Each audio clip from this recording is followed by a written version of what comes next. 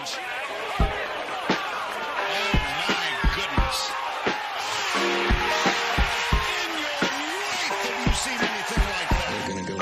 he hits this thing. And now it comes down to one putt for the win. Is it his time?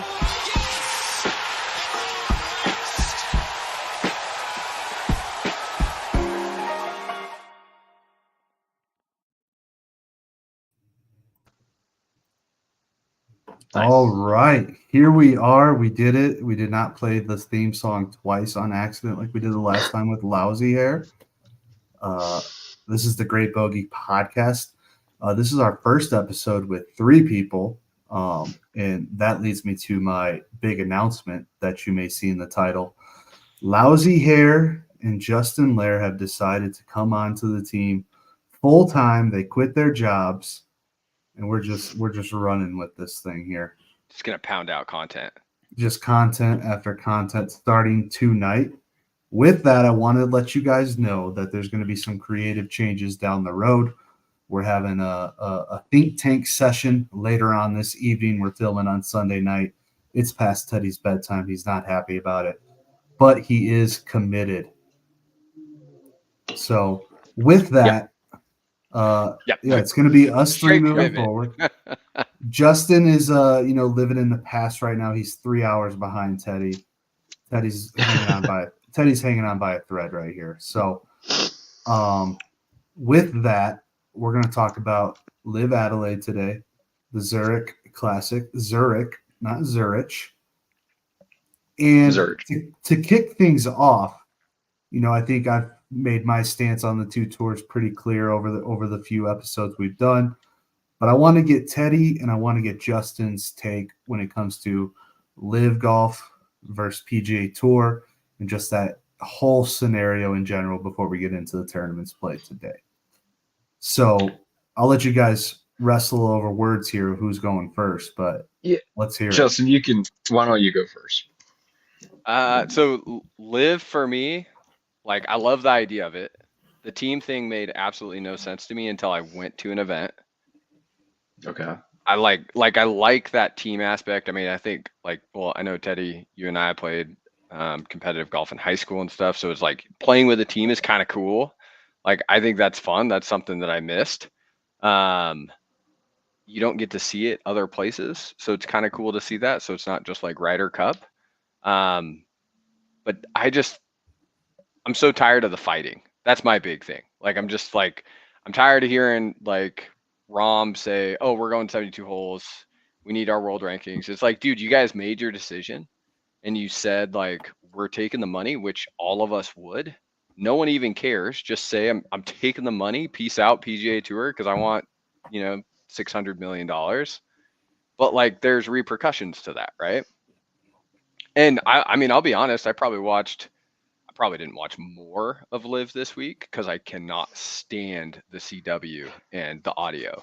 Dude, $1 billion company, figure out your audio, please, because I would actually enjoy it if I didn't have to listen to too low of music or too high of music. You know what I mean? Just figure it out so the commentators can talk. Yeah. With the open forum and space that a golf course is, it's probably one of the harder things to master, right? Is the different microphones and mixing around the holes with music. And even their cameras. My daughter and I were literally sitting there watching it. I'm like, oh my gosh, what in the hell? Why is it not focused and out of focus? I don't know. It made me appreciate Golf Channel and I think it's NBC or whatever it is that usually has most of the golf events. It made me appreciate how well they focus on the golf ball and just the quality of production that they have. Yeah, I mean, I think the players have already complained about the music and everything as well. I think it's kind of, I don't know if it's kind of split equally or not, but you've had some of them complain about the noise as well, where on holes 1 through 6, it's super loud and then they stop hearing it and then it just kind of filters throughout the course. It's a little bit different than probably what they were expecting, where it was going to feel more like a casual round where you have a a speaker on the cart and you're just kind of playing some music as you're playing along. So I think they're kind of adjusting to that as well. Yeah. Well, I got to ask that too. Like, are all three, are we all in favor of speakers on golf bags, or is someone against it? No, I'm not all for it. against it. Yeah. I typically am not like the one bringing a speaker to a golf course. Yeah. But nowadays the carts themselves have the Bluetooth capability, with the speaker. Then you have the GPS and everything, and I'm like, I connect to that right away. I'm like, yeah, we're listening to some music. Like, why not? That way, if it's set up like that too, like you can keep it low enough to where you guys hear it just fine, but maybe your other playing partners don't. Yeah. And it also depends where you're playing, but if you're out at a public course, like, yeah, dude, music's great. I just put a speaker on my bag because, like, I always walk, so just Mm-hmm. push the cart around. Always got music on to some extent. But I don't know, with Live, like I talked about this last time. We went to the one up in Pumpkin Ridge. Cool event. Like when we showed up, it was super welcoming with like food trucks everywhere, and they had kid stuff going on everywhere, and there was music, and it was like, oh, this is a cool vibe. Like I could be here. I mean, it got like my daughter interested in it. She was like, oh, this is gonna be fun, you know. It's not like kind of the stuffiness of a normal PGA Tour event, I think. You saw tons of kids and tons of families at the Live event, instead of just like all three of us walking around at a PGA Tour event. So, but I also think like with Live, their players are starting to get better, man. They're like, I was looking at the roster for this week's tournament, and I was like, damn, a lot of these players, like I actually want to watch compared to the Zurich. That's probably the only thing that kind of gravitated me towards that. It seems like, and Teddy, I guess we'll kick it back to you actually, because we talked about the music players. Where do you stand when it comes to Live, PGA Tour in general? I mean, I just don't think there's enough room for both.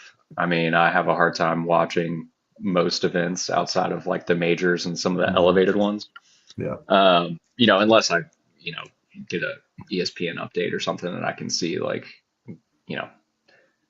it's getting kind of close as, groups are making the back nine or something.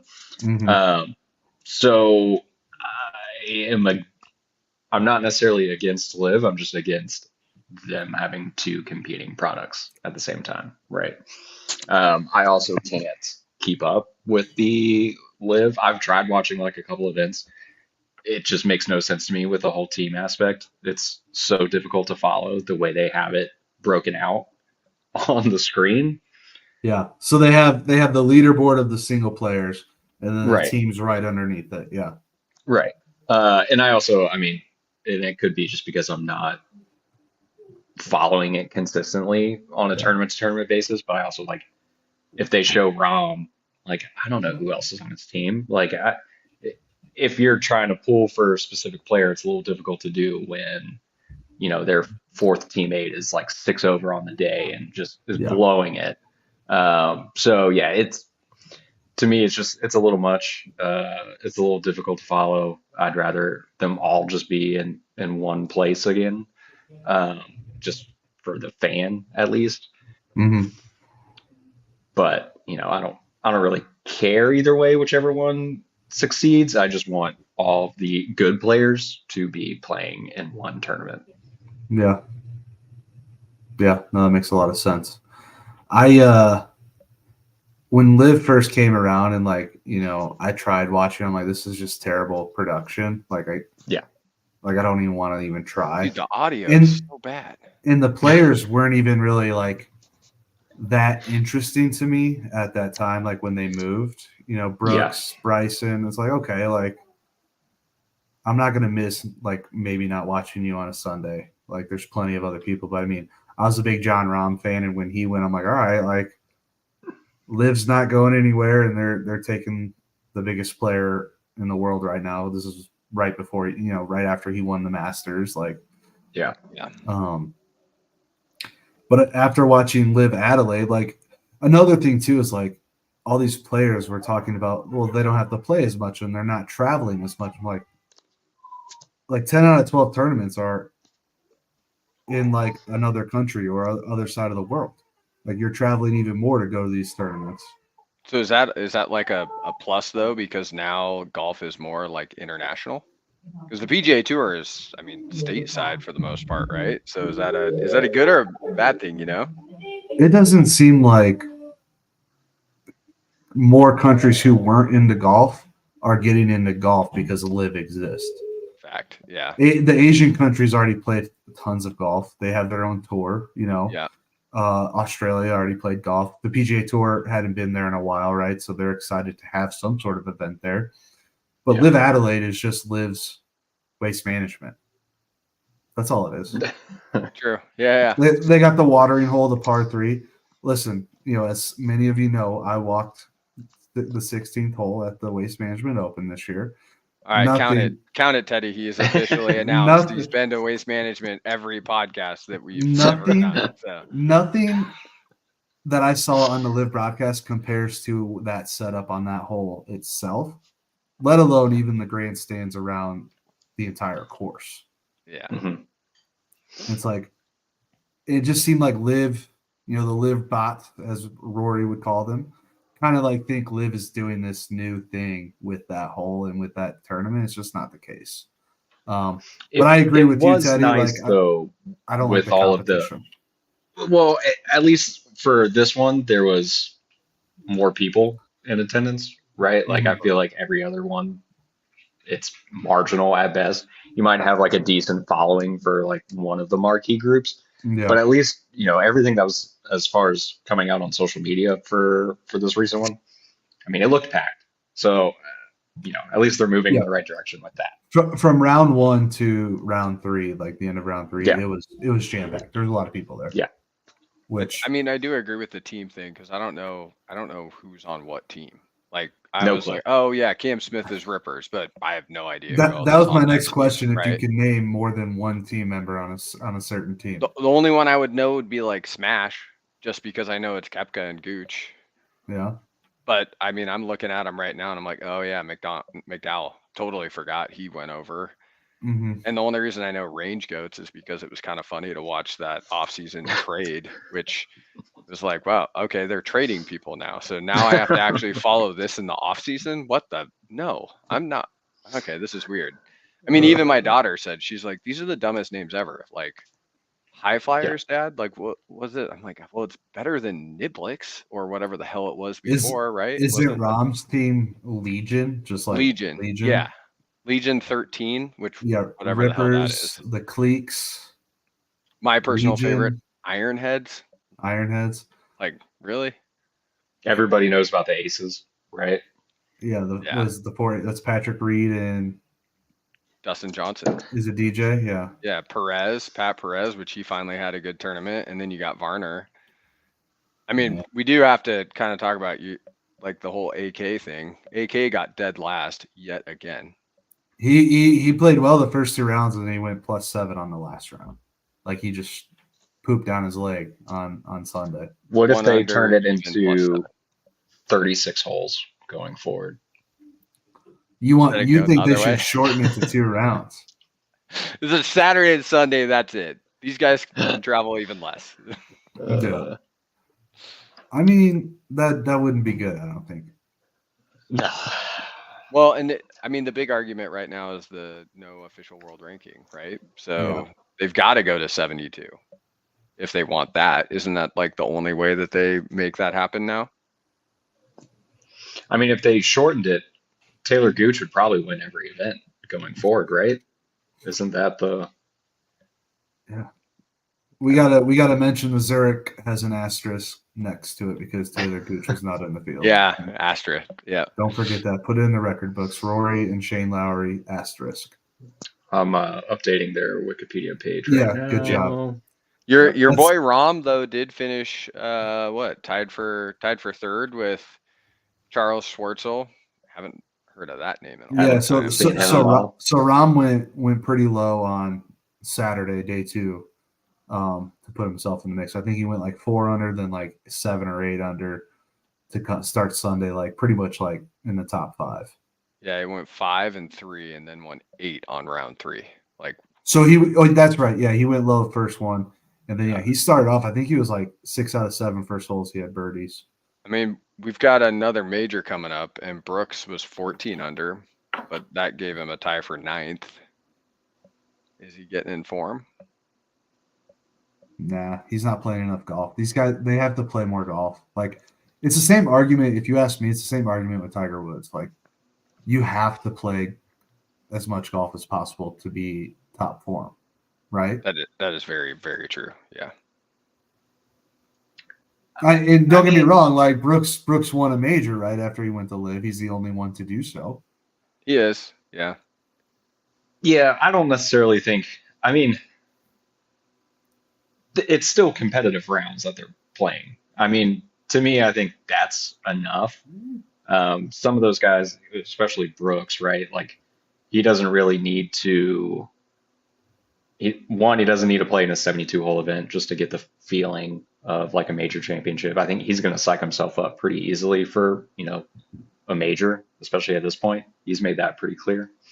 So, I mean, I would probably put some jingle on him coming up. As at least the. Well, he's also won the PGA twice, 3 times. Yeah. I mean, how do you not like say, oh, there's a chance? Like, there's always a chance when he's showing up. I mean, I think these guys are going to tear up Valhalla too, right? Like, I mean, we're going to be what, 15, 16, 17 under on Sunday? I don't know. I haven't scouted the course yet. I want to say they're like 15 under when they were there last. There's only one live event before Valhalla, and it's May 3rd through the 5th in Singapore. Yeah, and don't get me wrong, like these guys still play golf like every day, like they're swinging like. Well, yeah. But the competition, I don't know, man. You gotta be playing, and you gotta be playing consistently and competitively. If you ask me, somebody who does neither of those. So that pot kettle black. Yeah.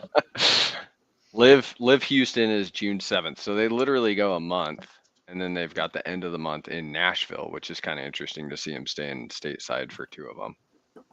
So I want to make sure. Can you guys see comments? I don't see any comments. Maybe they're just not interacting, but I don't see any comments yet. That's all right. We've only had about 5-6 viewers. That's okay. So, just want to make sure I'm not missing. Speaking of PGA Tour, that's probably perfect to go into the Zurich. Yeah, segue on over to the solo team event on the PGA Tour now. Yeah, I mean, we're going from team event to team event, which is kind of interesting. I mean, what were your thoughts on the team event for PGA Tour? Yeah, I mean, I think it's weird. I don't know. I couldn't get into it that much. I probably would have been more invested if, like, maybe we would have played when we were in New Orleans. Go play that course. And that's what I said. I said that to my wife. I'm like, why did Cam and I not actually just go a day early? And it also cost $300 to play it. So they were proud of that, man. $299 a round, which that would have been kind of cool.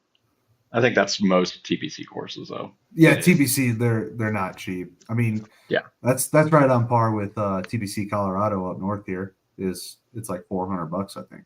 Yeah, TPC Vegas, which is a great course. Like, it's always in great condition. It's tough. Like, it's like 1,000,000 yards long because they do have Corn Ferry events there. I don't play those tee boxes by any means, but I thought, I'd probably be more invested. I did like that Rory was in there. They could use more top players playing, but I get why they don't.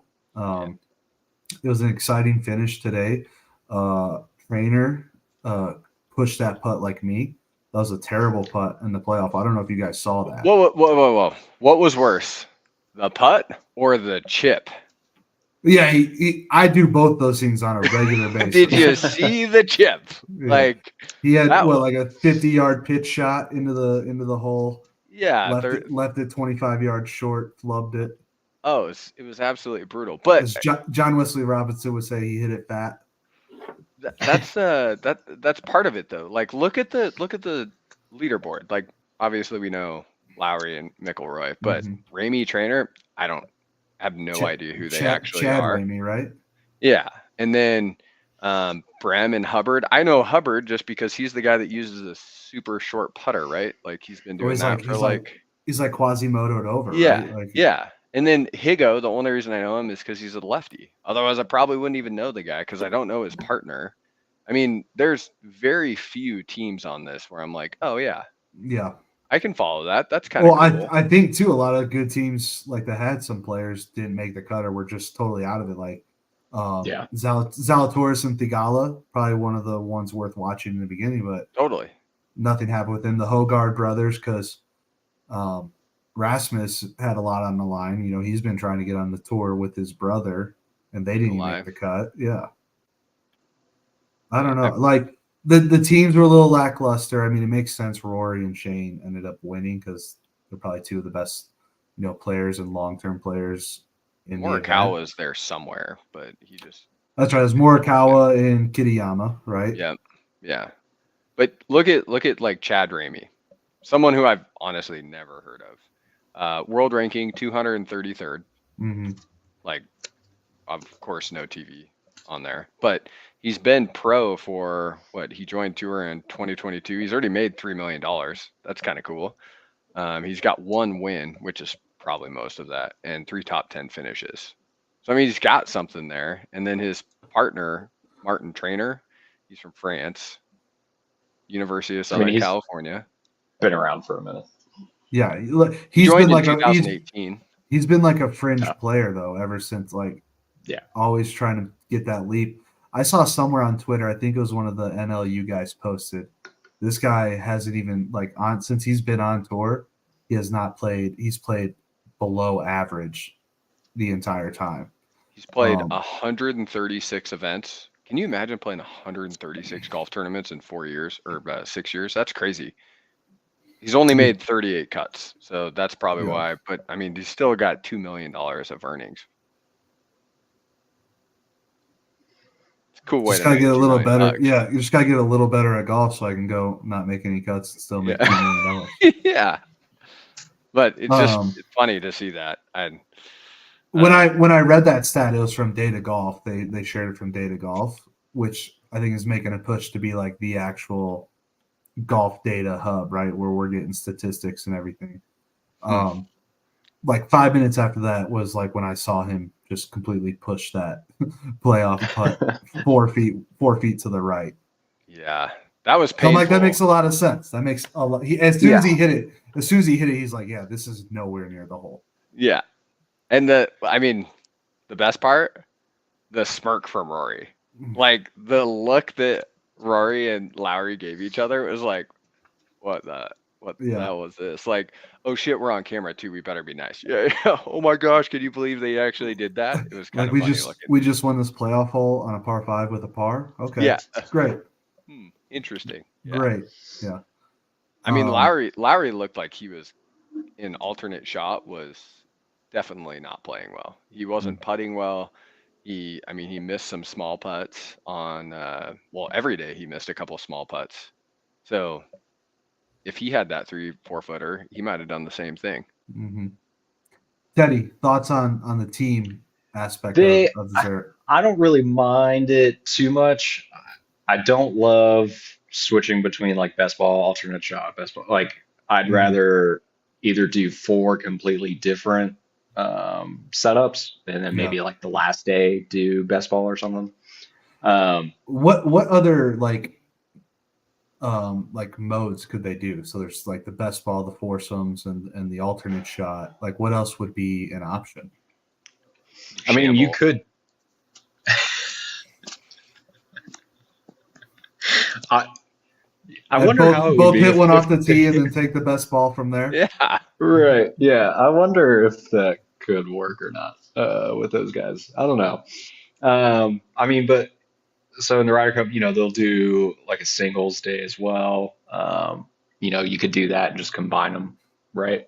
Mm-hmm. I got to make a mental note because I want to bring something up when we talk about live, but carry on. Okay. Maybe you could save that for like Sunday and just kind of close it out like that. I like when they do an event sort of like this.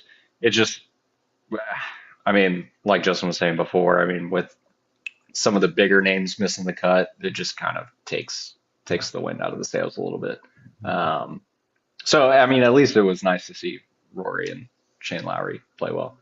I kind of wish Lowry played better last week at the RBC, but can't win them all. Yeah. Hey Shane, if you're hearing this, Teddy put some jangle on you last week and you let him down. This I mean, could get back to him, Teddy. You never know. Okay, I'm yeah, looking that's at true. the leaderboard, and I'm actually surprised by this because, I mean, I think we all know Zach Blair just because more out of like the Buck The Club. Buck Club and Yeah, rather the than Tree golf. Like, Farm. I don't even know what he's done in golf. I just know what he does on those That things. that would have been both those guys' first win, I believe, on tour if they would have closed it out. Well, I mean, you've got Eckroat that was there. You've got the Fitzpatrick brothers, which, I mean, they were 20 under, and Yeah. they were tied for 11th. Hoffman and Watney, those are like guys who have been around for a while. We all know like Watney's story and Hoffman. Milnati was there. Then you got Morikawa, who was like tied for 23rd. Cantlay and Schauffele tied for 23rd. I mean, so there was potential to be there. Yeah. I mean, there were some cool names, but it kind of falls off pretty hard after that. Mm-hmm. Yeah. Yep. It just seems like it just falls a little short every year for some reason. I think it's like coming up on like the 10th year they've done this event at TBC Louisiana. It just seems like it's a little more hyped up, and it doesn't meet the hype or like probably where they want it to be. Mm-hmm. I didn't see any excitement leading up to it, but I mean, coming up, we've obviously got May 2nd is the CJ Cup out in McKinney, Texas. Mm-hmm.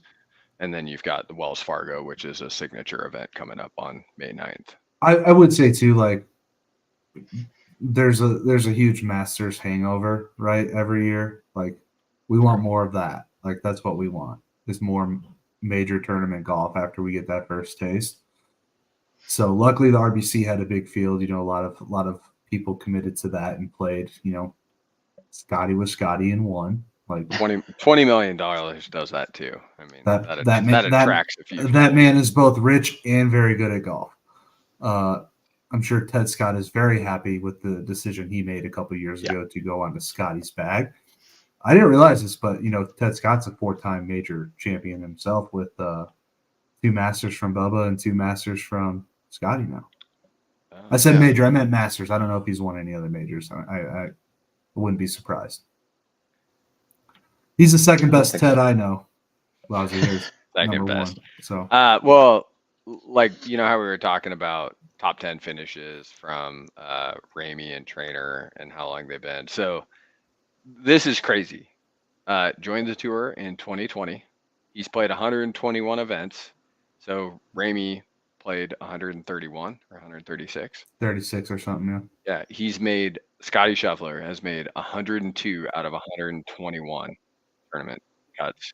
That's crazy. 52 top 10 finishes. Like, that's insane for a total of $61 million. So if he makes the cut, he's making the top 10 50% of the time. A little over. Yeah. Yeah, he's actually over 50%. Yeah. Look at you, Rain Man. Come on, Look at that. Might You be never the only know. You never I give, but you never know when I might surprise you with some quick, math. Yeah, and total, 10 PGA Tour wins. So that's cool, but that also is like dramatic difference between who we just talked about and then obviously Scotty Scheffler, best golfer this year. All right, so the Zurich was a little underwhelming. Rory, Shane win, playoff hole, terrible putt by Trainer, shouldn't be on the tour, yada yada yada. I'm going with the chip was worse than the putt, man. I'm going with that. That's mine. Sorry. Go rewatch the putt. Just go rewatch the putt. It was bad. I agree, but that chip was like just horrible. Like, and we've all been there. You've got a small, tiny bunker. You're short-sighted. You're like, okay, don't get cute with this. Just put it on the damn green so that my partner can actually make a putt. And he leaves his partner a harder chip. Like, I think it was actually in the short grass at that point. And so he's got a tight lie. And now he's got like 10 or 5 paces of green to work with. It's like, dude, you just screwed your partner. Put a putter in his hand. Whose pitch shot was worse, Denny McCarthy or trainer at the Valero? I mean, probably McCarthy, right? I mean, Yeah. I mean, I could go that I way. gotta. I would say so, especially after he made like 97 birdies on Sunday. yeah. Yeah. To have your worst shot of the tournament happen on the playoff hole, par 5. Like, what do you? I mean, come on now. Yeah. But he also had more yardage. Like he wasn't just a 40-yard chip. Like It was probably like double. It was probably, I think it was like 80 yards. something like that. But I would have put it personally. I would have put it to about 10 feet and made the putt. But we all can't be Cam, right? So hey, I don't know, 11, that's totally doable. 2 times out of 18 holes. yeah. Yeah. We catch lightning in a bottle occasionally on the golf course. So all right, Zurich. Let's move on to Live Adelaide, and I kind of want to start it off just so I don't lose this mental note. Why hasn't Live with their team aspect done some sort of like Ryder Cup style tournament, right? With their 8 teams or whatever it is, we'll call it.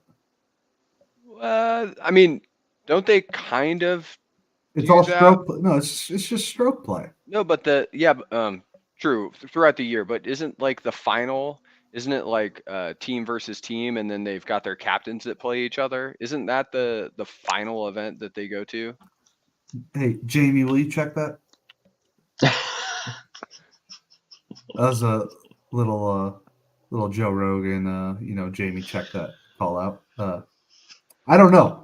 I've never watched the final Live event. Yeah, there's only been one, right? Is that how they did it? There was something that they did. What was?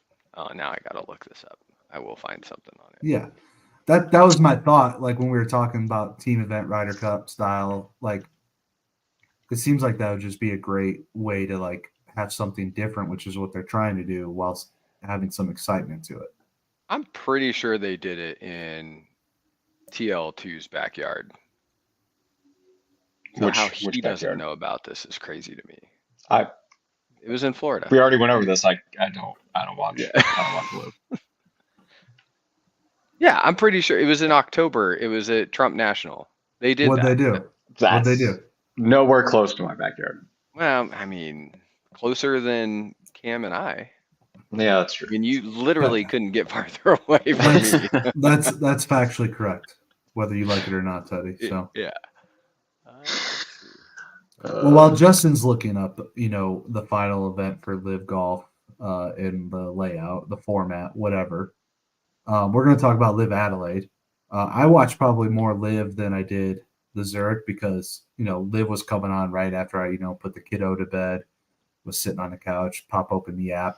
I did find out that I could download the Live Golf Plus app down to my smart TV in the basement, so I did that. But it just kept going in and out the stream. I'm like, okay, well, this sucks. So I put hockey back on the big screen, had Live going on in the background on the phone. The broadcast has gotten significantly better, I think, than when they first started. Once you get used to the music, especially at Adelaide, they got the watering hole where it's just pandemonium. You can still hear it throughout the other holes, the music. Like you can be like, yeah, this hole obviously doesn't have the speakers, but 2 holes over does, and you can still hear it. Yeah. I was just so unimpressed with the leaderboard. I'm like, what is going on here? Who is Shinichiro Shimizura, whatever his name is? Who won? Kazuma? Brendan Steele. I know who Brendan Steele is. I mean, he took the money. He had to. I mean, he was relevant for like 2 or 3 tournaments. Mm-hmm.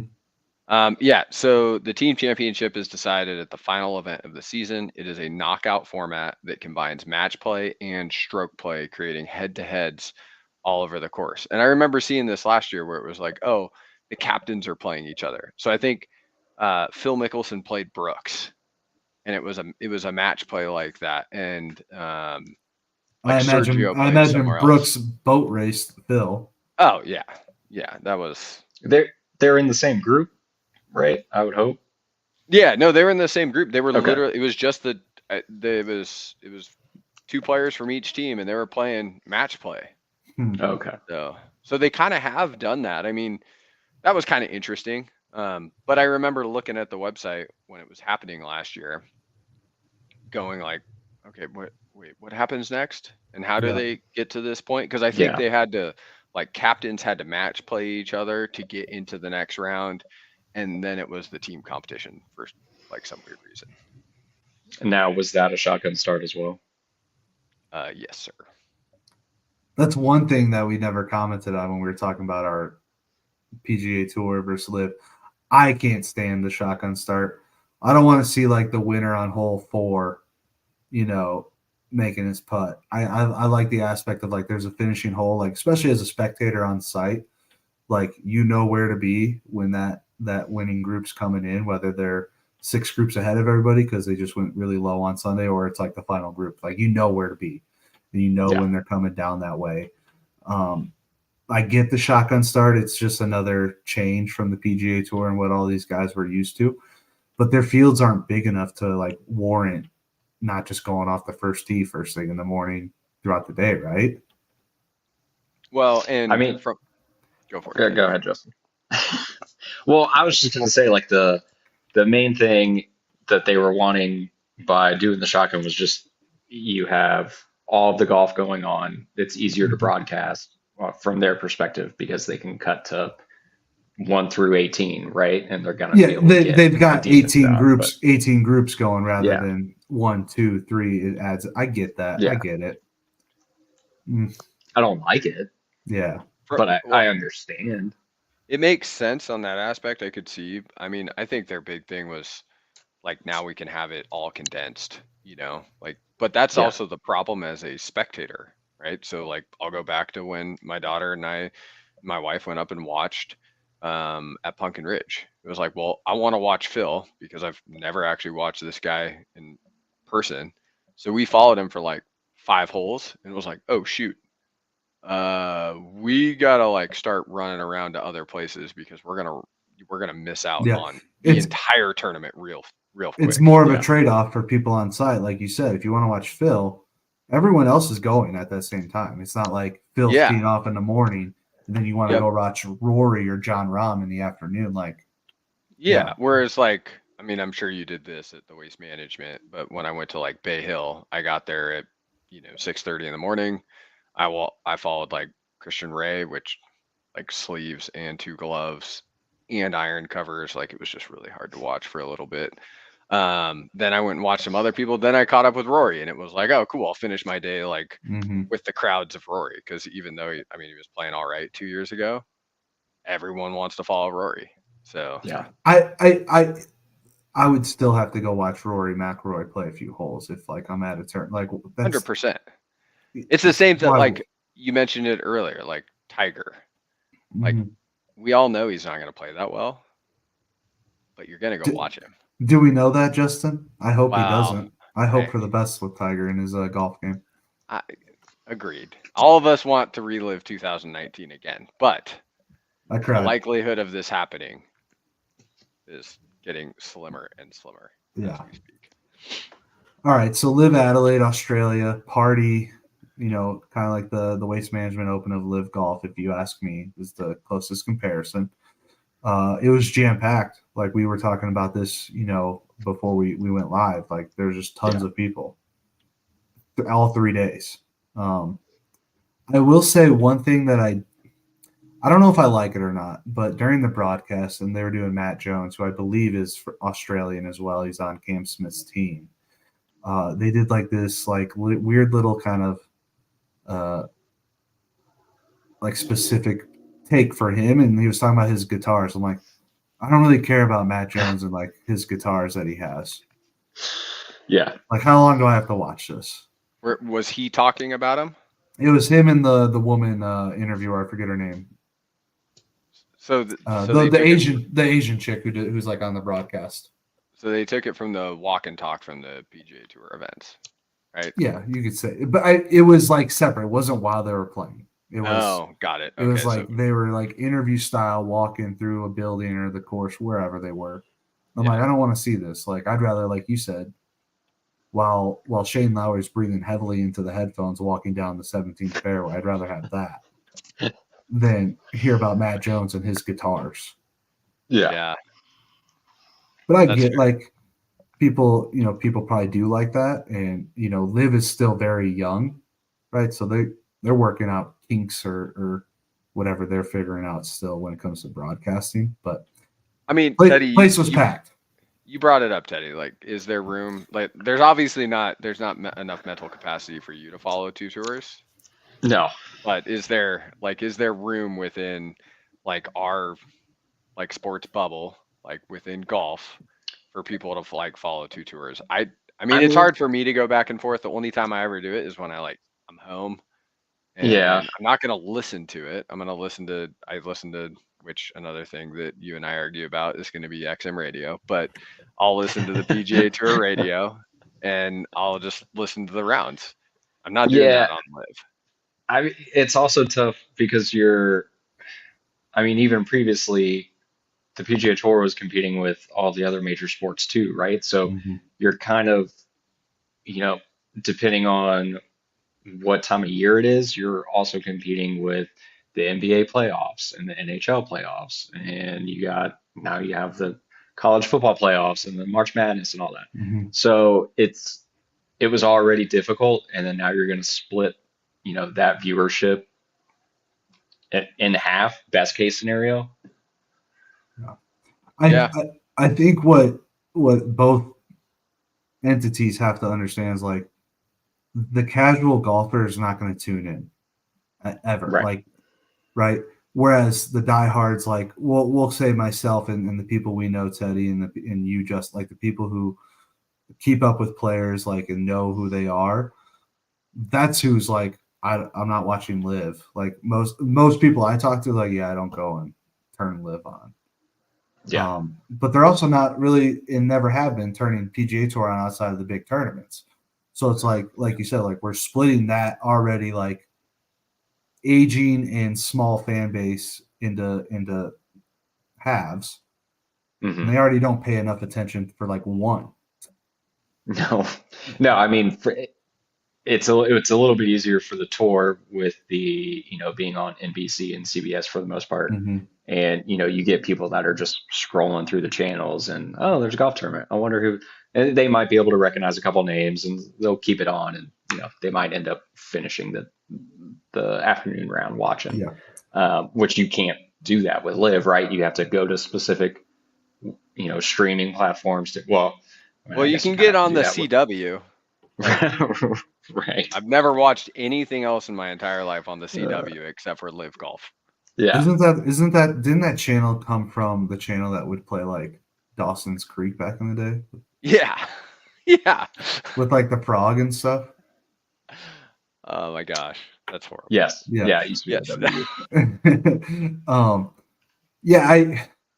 that's probably another conversation, right? We could talk about Live versus the Tour and all the problems with both of them for about 6 hours.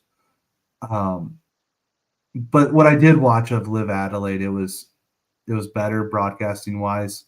I do like the putt line that they do. Like, hey, here's was this guy's aiming, but here's a track that he wants his ball to go on by aiming here, hitting at a certain speed. I like that. I do like the stats that they show, as they're hitting it. It's definitely like what the Tour does. It's just a different look. But, it has the ball speed. It has the swing speed. It has the carry distance. It's a little quicker pace too, right? Yeah. Right? I mean, you only have a few seconds to try to hone in on what some of the numbers are and everything. Yeah, you're watching Wacko Neiman shot, and then like 4 seconds later, you're watching Bryson, right. And then it's just one after the other, which is what people want. They want less commercials, which is what the Tour has. Is 4,000 commercials every hour. I thought I'm not one to like be a golf course snob. It just doesn't seem like the course didn't look like it was in good shape. The course like kind of just doesn't. For the people who are snobs, they're like, yeah, this course sucks, is what I would anticipate. Like one of the par threes, the angle, it might have been the angle of like where they were on the tee box when it comes to like the camera. But I'm like, are these guys in the middle of a fairway right now, or is this a tee box? Yeah. And I was just like shocked. It was like that uphill par three. And I'm like, what's going on here? Like, I don't know. It just seems like it's probably because I don't recognize the courses as much as I do, say, RBC Heritage or of course Augusta and the Big Turn, those things. But the courses seem a little meh, which is a problem on the tour as well. Don't get me wrong, but yeah, but that's the comment that everyone says. Everyone says like all the live guys are out there playing resort golf in shorts.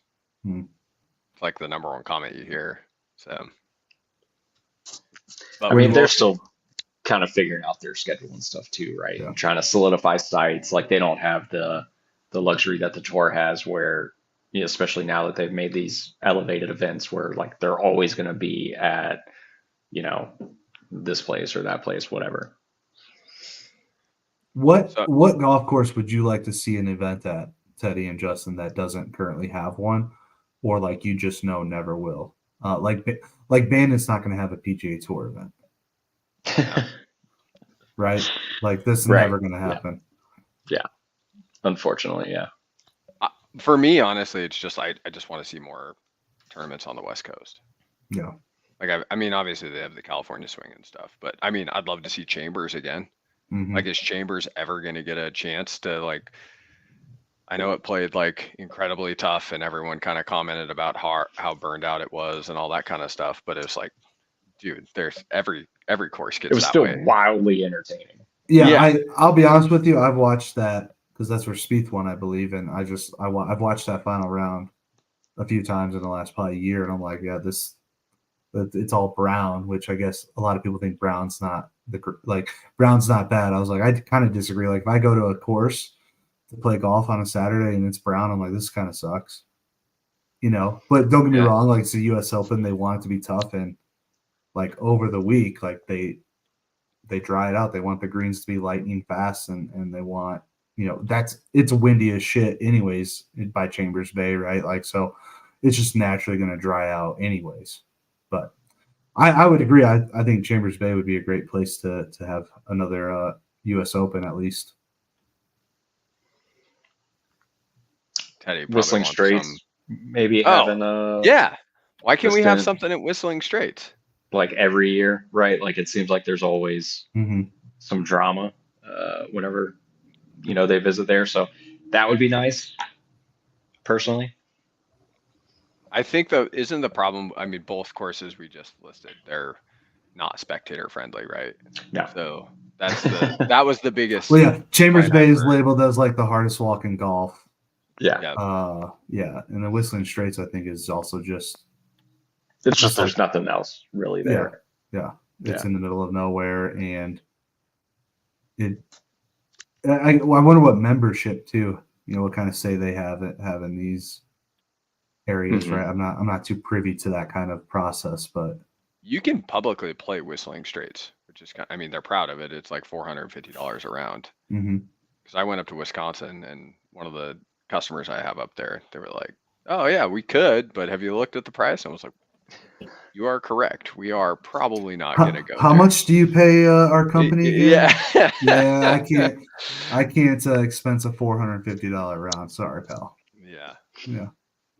I mean, you could also throw in some of the other like pebble courses if you wanted to go like the number one hardest course, Golf Digest, Spyglass, right? Like there could be one there. Yeah, I mean the players seem to like that one more than the Ocean course whenever they visit. So I didn't really have an answer to that. It just came into my head, so I was like, let me ask these guys. It seems like there's like, golf's always been like an elitist sport, right? So it's always been, all the country clubs are private and all, Pine Valley, I'm surprised we even saw a video of Ricky making a hole in one. Like, I'm sure, don't get me wrong, like tour players and Colt get a little special treatment than say you or I would. But I was still shocked to see that. Well, like I was listening to the Smiley Kaufman podcast, and he was talking about it with JT. And then I looked up like, how can you actually go play Pine Valley? Because they were making it sound like it was just impossible. And it is. Like it is impossible to actually go for a normal human being. You have to be a scratch golfer or good, they consider this, but like from some of the comments I read. It was like you have to be close to a scratch golfer, and you have to be invited by the board. So if you're not invited by the board, like let's say a member wants you just to come with them, that's not going to happen. You literally have to be invited by the board of membership. So you mean to tell me every member of Pine Valley is a scratch golfer? No, you could be a member there, and It's just the guests. it's the guests. But it's also like, I mean, according to like them, when I was listening on the podcast, it was like one of the hardest golf courses any of them have ever played. So I don't know. I'll shoot 75. It'll be fine. It'll be the second time I break 80 at Pine Valley. That'll be tight. Yeah, your handicap's going down pretty quick. Just from what I saw in that video, and like I think they have a few like quick videos like available on the internet, like YouTube and stuff. Looks like a sick course. I mean, yeah, no, it looks awesome. You just got to figure out, can we win the lottery, and then can we get somebody to nominate us for a membership? Just small steps we got to take, guys. We got to get this podcast up. Yeah, I wonder what the interview's like with the board. Yeah.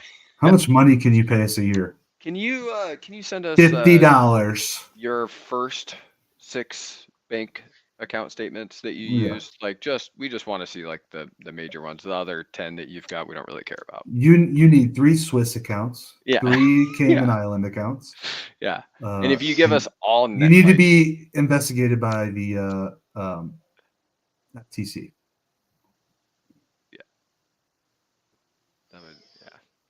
Yeah, so we got a little off track there, but that's fine. Live Adelaide. A lot of people there throughout the entire week. Course looked, well, as a lot of people are saying nowadays, ho-hum, if you ask me. One thing, and I kind of spend a lot of time on Golf X, Golf Twitter, people hate the team celebration at the end where they all go on stage, they start popping champagne. It's corny. Have you guys seen that? And if so, what are your thoughts on the team celebrations kind of at the end? Yeah, I mean, I think they're just Liv took a lot from F1, right? So like if you've watched, any of the F1 races, like they have the team aspect as well. They do the podium finishes. Like and it's a, Friday, Saturday, it's a 3-day event, with the sprints, the qualifying, and then the actual race. So, I mean, they're essentially just trying to make golf F1, which, with the roots of where Liv came from and stuff, it kind of makes sense. Yeah. I think it's kind of corny. It's just my thoughts on it. I can't imagine the players like, yeah, dude, let's go on stage in front of these 10,000 people, we'll call it, and say, let's show off and showboat and shower them in champagne because we just won $3 million each or whatever. Yeah, it is, I think it's a little bit easier for the F1 guys because they also have like their entire 40-man team as well behind them. So like they're kind of celebrating that with all of them, whereas with golf, it's like all of Red Bull team celebrating, not just like the driver. Yeah, right. Yeah, it's you can't really replicate that, and especially like all these guys have never celebrated. They've won. Even the worst Live player, like they've won so many junior tournaments throughout their life. They've been winning. They've never celebrated that way before in their life. Yeah. So I'm sure they feel awkward as well, right? Yeah. But they're probably told, Greg's is over there like, hey, you got to go up here, shake this champagne bottle real quick, act like you're excited.